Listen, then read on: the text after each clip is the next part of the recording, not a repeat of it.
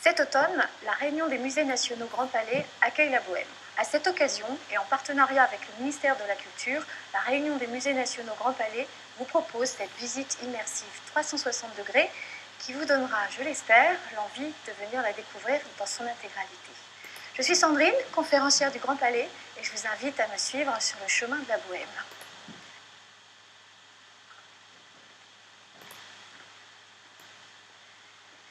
La Bohème, ce sont aussi des lieux, et en particulier la ville de Paris. D'ailleurs, Pierre Larousse le disait, jeune artiste parisien.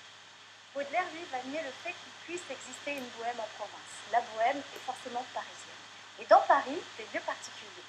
La bohème romantique s'est d'abord installée dans les cafés du quartier latin, notamment le café Montmartre. Et dans la deuxième moitié du XIXe siècle, ils vont s'installer du côté de Montmartre. Montmartre, qui est une colline encore à l'extérieur de la ville, les omnibus tirés par des chevaux ne peuvent pas monter la colline. On s'arrête place Blanche et on finit le chemin à pied. Les loyers y sont donc très modestes et à partir de 1830, tout un tas d'artistes vont commencer à s'y installer. Et dans Montmartre, après s'être rencontrés dans les ateliers au début du siècle, c'est au café qu'on va retrouver la bohème de la seconde moitié du XIXe siècle. Le café devient l'un de leurs attributs, de même que la pipe, les cheveux longs ou les poils. Et le bohème au café devient une figure aussi de la création, du rassemblement.